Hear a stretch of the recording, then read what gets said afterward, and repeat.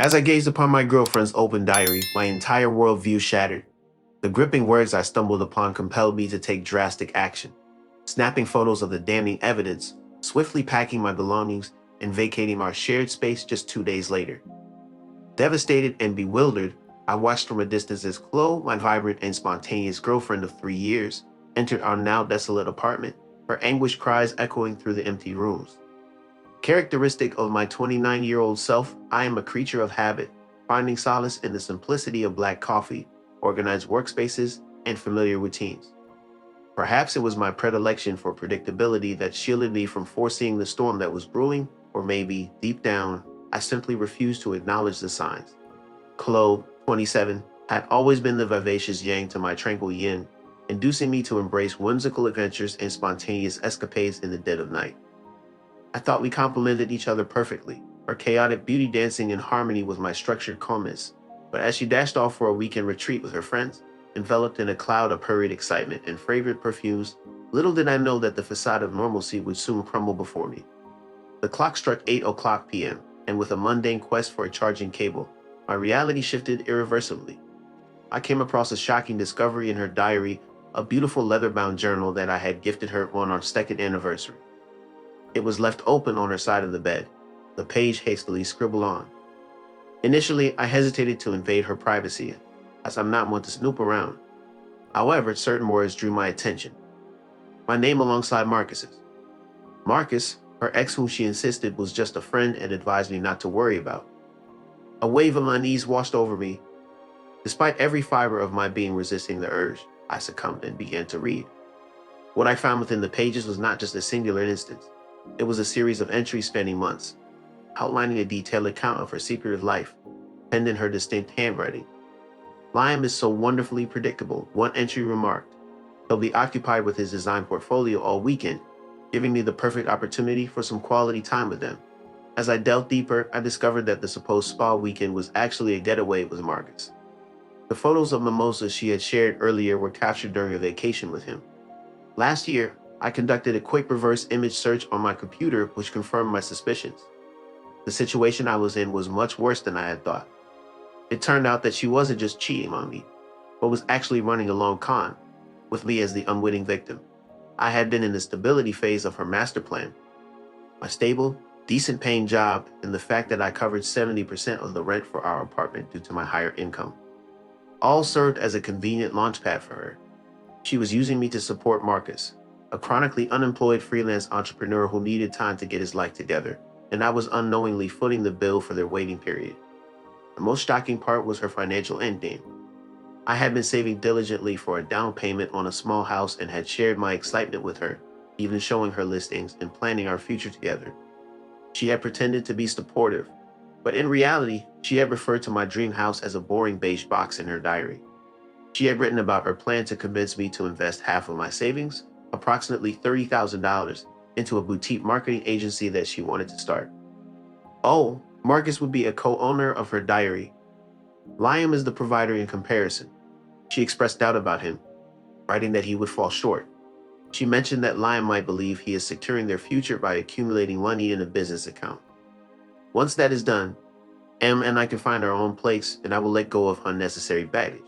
It seems like a perfect plan. The entries delved into details about my family, how she manipulated my unwell mother to solidify her position. She portrayed my mom's illness as a convenient means to appear virtuous.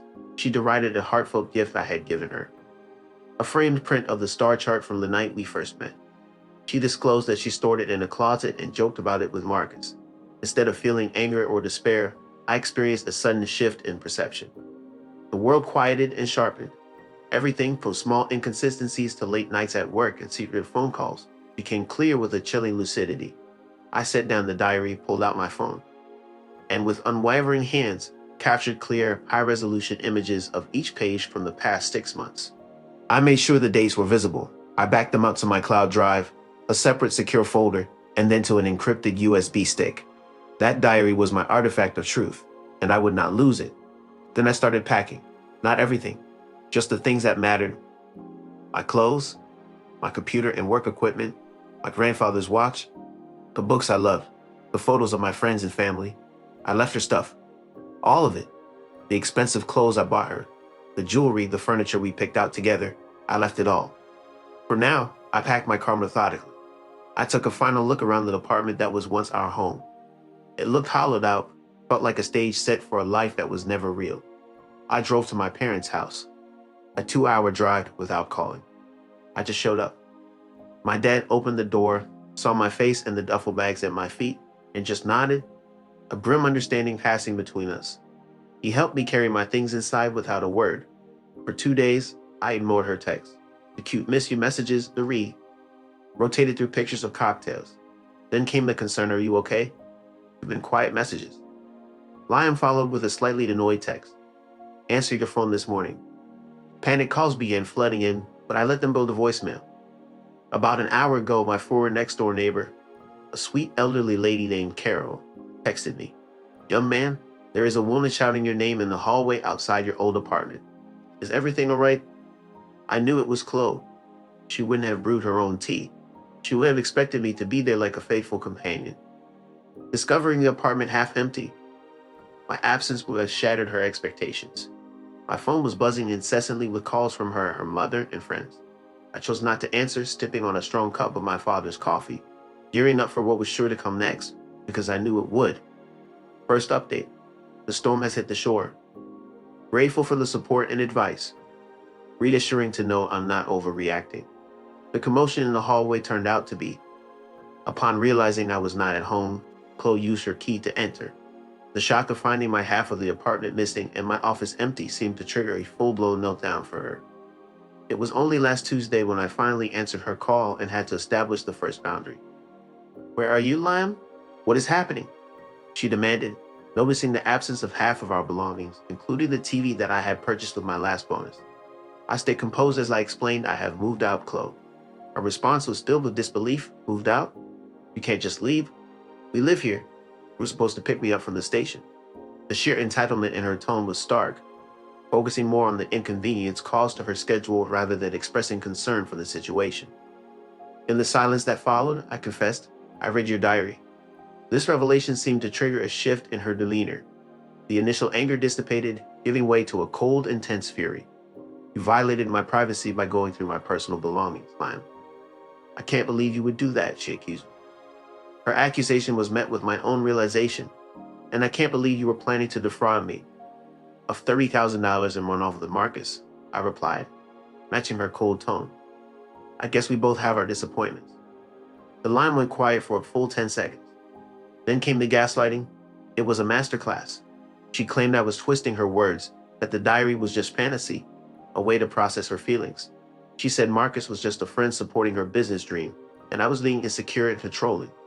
I just said, I have photos of every page, Chloe, every single word. That's when her mom got on the phone. Apparently, the phone was on speaker. Mrs. Davidson didn't yell. She used that disappointed, condescending tone that's always made my skin crawl. Liam, this is incredibly immature, she said. Whatever is in there, you need to be a man. Come back and talk it through. I was done. There's nothing to talk through, I said. This is where I laid out the first real consequence. I spoke to the property manager this morning. I've given my official 30-day notice to vacate, as per our lease agreement, since you're also on the lease. You have two options. Either you requalify for the apartment on your own income, or you give notice and we are both out by the end of next month. Your choice. Chloe came back on the line screaming, you can't do that. I can't afford this place myself. That sounds like a you problem. Not a me problem, I said calmly. Which brings me to your things, she snapped. What about my things? I replied. Our lease is paid until the end of the month. I still have legal access to the apartment. Yesterday, while you were at work, I hired a moving company. All of your belongings, your clothes, your furniture, everything, have been carefully packed and moved into a 10x5 climate-controlled storage unit. A very nice one. The silence was profound. I could almost hear the gears in her head grinding, trying to process this deviation from her plan. You did what? She finally asked. I'll send you the address and the key, I continued, just as soon as you pay me back for your share of the last 3 months' rent and utilities you forgot to pay. Plus the total cost for the movers in the first month of storage amounts to $3,121.58. Once the payment is received in my account, I will send you a detailed invoice. You now have the key. As soon as the call began to falter, accusations of theft and holding property hostage flew my way. In response, I clarified to Chloe that it was not theft but collateral. I explained that her belongings would be returned once her debts were settled. After the call ended, a smear campaign ensued the following day. Social media posts insinuated an escape from a controlling relationship, even Marcus adding supportive comments. The situation caught me off guard. While there was a brief impulse to expose everything, my true intention is not to create chaos. Rather, it is to strategically unravel the circumstances. They perceive this as a messy breakup, failing to comprehend that it is an examination. An update. The pressure is mounting, and their tactics are becoming more intense. Beginning with the storage unit, Chloe and her mother carried out the expected plan of causing a scene at the facility, insisting on access. The facility manager named. Dave contacted me while they were present. I could overhear their mother claiming he stole her property. I calmly clarified to Dave that the storage unit was registered in my name and funded by me. The items inside were part of an unresolved civil disagreement regarding a substantial outstanding debt. I informed Dave that Miss Davidson could retrieve her items once the debt was settled or through a court order. Dave, experienced in handling complex situations, remained unswayed by the commotion. He advised them, "This is a civil issue land. The contract is with Mr. Kent, and I am unable to grant access without his written consent or a court order. If you continue to cause a disturbance, I will need to ask you to leave the premises." Ultimately, they departed, but not before Chloe threatened to involve her lawyer, which her father then did. I later received a legal letter from their attorney making baseless accusations of unlawful seizure of property and emotional distress. The letter demanded the immediate return of the items and payment of $5,000 or else. They wanted to take me to court, attempting to intimidate me into surrendering. This served as the catalyst for me to take action. It was never about the furniture or the defamation on social media, it was always about the $30,000. Chloe had noted their target investor in her diary, Mr. Alistair Finch, a retired angel investor renowned for his sharp business acumen and focus on personal integrity. My initial email to this company was polite and professional, but I only received a brief response from an assistant, thanking me for reaching out. It seemed like a polite brush off as they likely received similar messages regularly. Chloe and Marcus probably found it amusing, thinking I had failed in my attempt to get their attention. However, I was aware that a single email wouldn't suffice. I had to find a way to bypass the gatekeepers and get the physical evidence directly to Finch. I carefully placed the encrypted USB stick containing the detailed diary photos into a safe location. Dear Mr. Finch, further to my email of date, to which your office replied, I understand the uncorroborated nature of my claim may have led to its dismissal. However, given the significant financial and ethical implications, I feel compelled to provide the documentary evidence. I mentioned the enclosed drive contains photographs of the primary source documents outlining the fraudulent intent behind the business proposal presented to you by Chloe Davidson and Marcus Thorne. I trust your discretion in this sensitive matter. This will be the last you hear from me.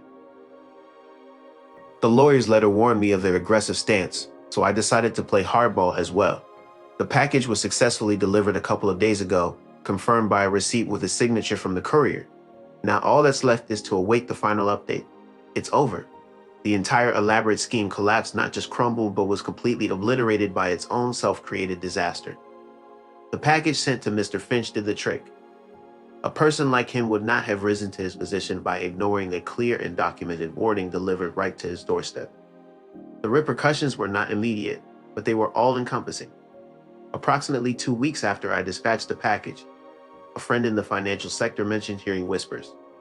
Mr. Finch had not only withdrawn his funding, but he had discreetly alerted others in his network about Marcus and Chloe. He didn't engage in gossip, he simply made it known that a recent evaluation of their proposal had unearthed substantial ethical and financial irregularities, rendering them too risky for investment. In that realm, such a revelation is catastrophic.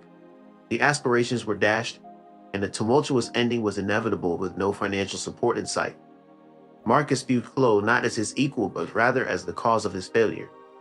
After he abruptly left within a week, Chloe was left to face the aftermath, leading her to confront the issue of their apartment. With Marcus gone and the landlord being unyielding, she found herself unable to afford the rent and eventually received an eviction notice.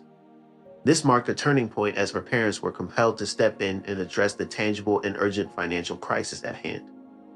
couple of weeks ago, my parents received an unexpected cashier's check for $3,121.58 in the mail from Chloe's parents, without any accompanying note.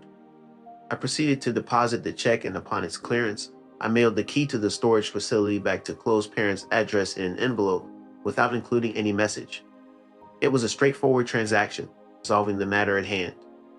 Then, just last week, I received a call from Chloe's father.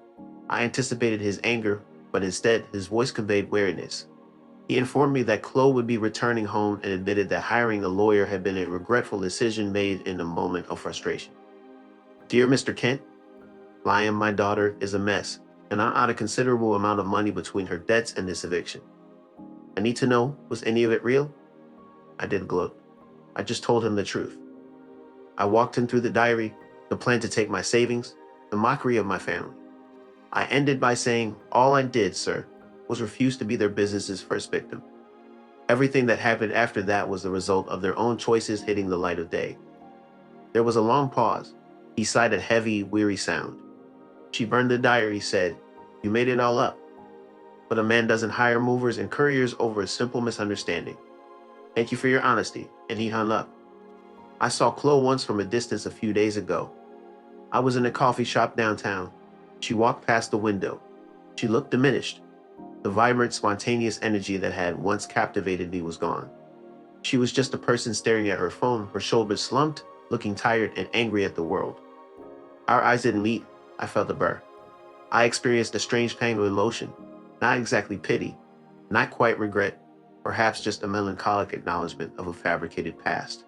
It felt like the closure of a book I never should have opened. As for me, things are going well. The uninspiring beige box I had my eye on is now my cozy home. I finalized the purchase last month. It's small, yet it's mine, filled with my belongings. Thanks to my silly design portfolio, I received a promotion and a nice raise. I have reconnected with old friends and spent weekends with my family. My mom is in better spirits, and she recently shared, I always sense something off about her smile, sweetheart. A mother's intuition never fails. During a recent unpacking session, I stumbled upon a framed star chart I had crafted for Chloe. Initially contemplating tossing it, I replaced the print with a new one instead. Featuring a simple and elegant design paired with a quote, the truth will set you free, but first it will piss you off.